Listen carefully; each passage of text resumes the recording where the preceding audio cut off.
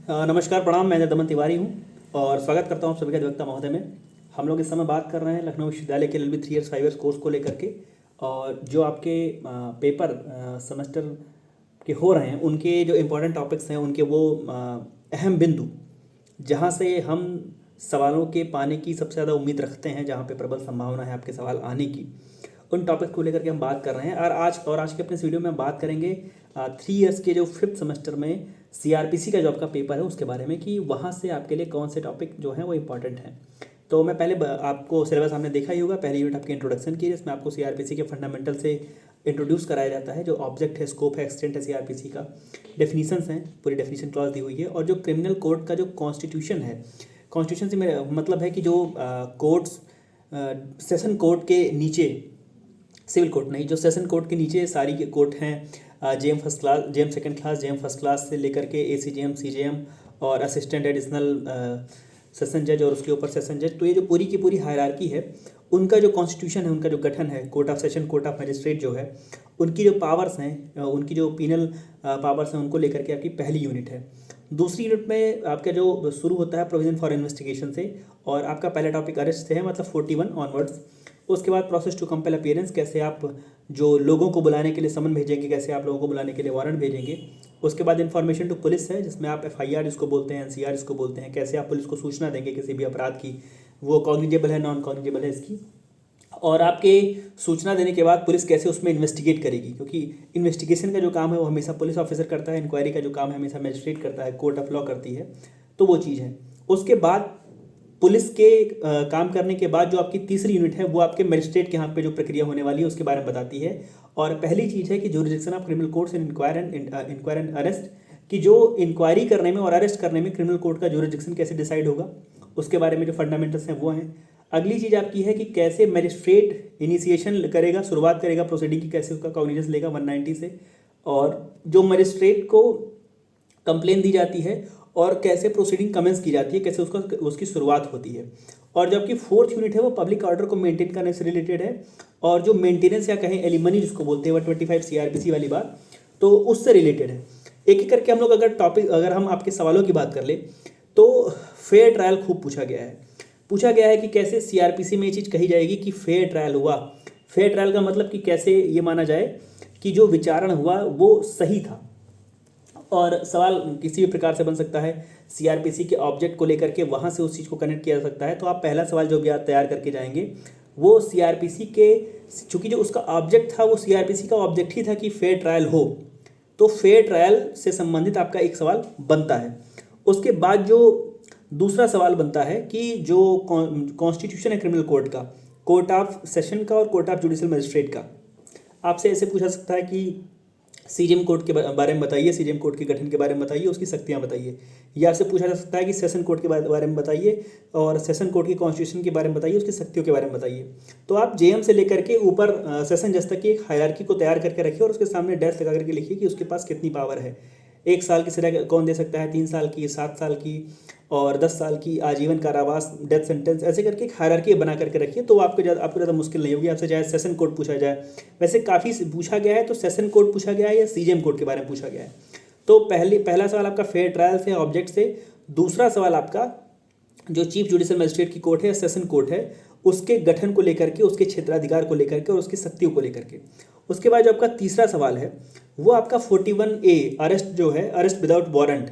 और arrest without warrant के ground को आप, चूँकि वो कई लंबा है, उसको आप जैसे कॉग्निजेबल ऑफेंस हो रहा है, इन्फॉर्मेशन मिली है, या वो प्रोक्लेम्ड ऑफेंडर है, या वो कोई ऑब्स्ट्रक्शन डाल रहा है, या वो डिजर्टर है, तो ऐसे करके एक वो आप अपना कुछ वो यूनिक सा बना सकते हैं, एब्रीविएशन सा बना सकते हैं कि वहाँ पर ग्राउंड्स को आप उसको फिर डिटेल में डिस्कस कर सकें।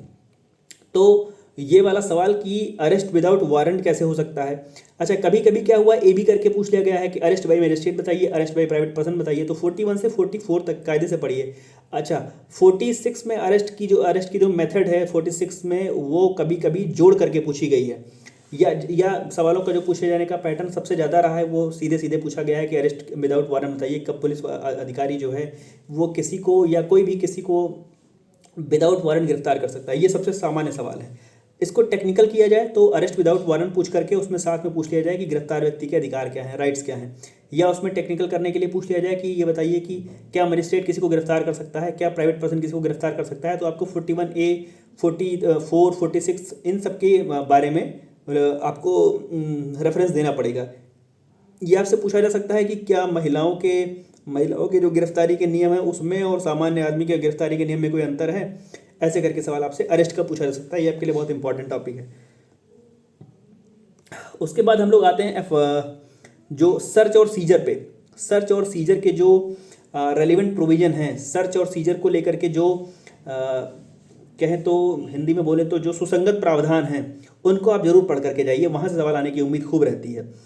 उसके बाद कॉग्निजेंस वाली जो बात है 190 वाली, वो 190 से भी सवाल पूछा खूब गया है। तो 190 को भी खूब अच्छे से 190 मीन्स जो कॉग्निजेंस लेने से रिलेटेड संबंधित जो सवाल हैं उनको खूब कायदे से पढ़ करके जाइएगा।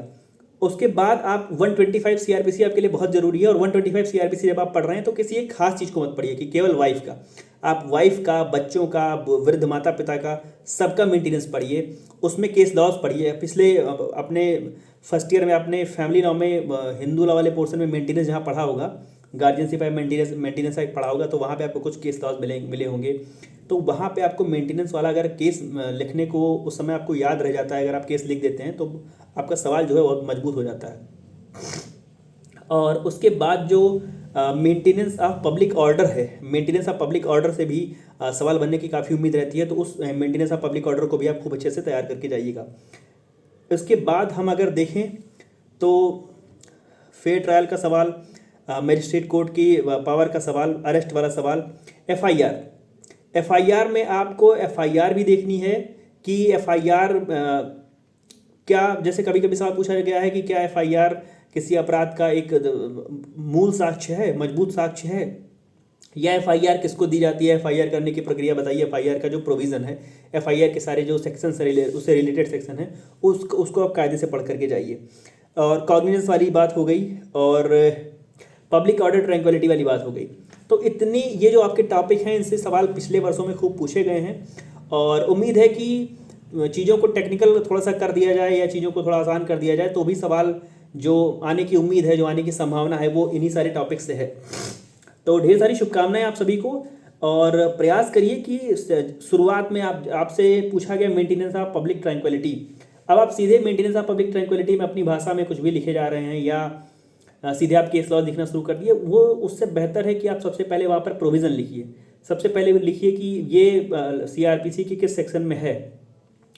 आप सीधे इन्फॉर्मेशन टू पुलिस लिख रहे हैं, उसके बाद इन्फॉर्मेशन टू पुलिस में आपने सीधे लिखना शुरू कर दिया कि पुलिस को दी गई इन्फॉर्मेशन टू पुलिस होती है, इसको मुंह से बोला जा सकता है या लिख के दिया जा सकता है, उधर से साइन होकर के आपको एक कॉपी फ्री मिलने का प्रावधान है। तो उससे कहीं अधिक जरूरी ये चीज़ है कि आप इन्फॉर्मेशन टू पुलिस सीआरपीसी के किस सेक्शन में पढ़ते हैं वो बताइए। आपने अरेस्ट विदाउट वारंट के बारे में पूरा लिख दिया कि कोई व्यक्ति कॉग्निजेबल ऑफेंस कर रहा है मेरे समक्ष तो मैं उसको गिरफ्तार कर लूँगा क्योंकि अरेस्ट बाय प्राइवेट पर्सन का प्रावधान है, लेकिन आपने सेक्शन नहीं लिखा। तो आप इलस्ट्रेशंस डालिए, इलस्ट्रेशन डाल के समझाने का प्रयास करिए, लेकिन उसकी शुरुआत करिए अपने सवाल के जवाब की जो आप फ्रेमिंग करते हैं उस फ्रेमिंग को रेलिवेंट प्रोविजन के साथ ही शुरू करिए, उसको सुसंगत प्रावधान के साथ, धारा के साथ ही शुरुआत करिए। अगर आप धारा नहीं जानते हैं, चैप्टर लिख रहे हैं तो भी कोई वो समस्या वाली बात नहीं, क्योंकि चैप्टर को याद करना भी बहुत अपने आप में एक जटिल बात है। और मैं कहूँगा कि अच्छी बात है कि अगर आपको आपका चैप्टर याद है कि अरेस्ट किस चैप्टर में है, क्योंकि जुडिशरी में बाद में आपसे यही सारी चीज़ें पूछी जाती है। उस समय आप कोई किताब, महंगी किताब लेकर के टिक कर रहे हैं, चेक कर रहे हैं कि ये चैप्टर मैं याद करता चलूँ। तो ढेर सारी शुभकामनाएं आप सभी को आपके सीआरपीसी के पेपर के लिए। उम्मीद करता हूं कि इन सारे सवालों से आपको मदद मिलेगी। इसके अतिरिक्त यदि आपने कुछ पढ़ा है तो वहां से भी सवाल आ जाएं, ऐसी उम्मीद है। और मुझे लगता है चीज़ें यहीं से इन्हीं में से कुछ आगे पीछे रहेंगी। तो ढेर सारी शुभकामनाएं आप सभी को। अच्छे से पेपर करिए, अपना अच्छे अंक अर्जित करिए, जुड़े रहिए हमारे साथ। अगले वीडियो के साथ जल्दी उपस्थित हो जाएंगे। धन्यवाद, प्रणाम।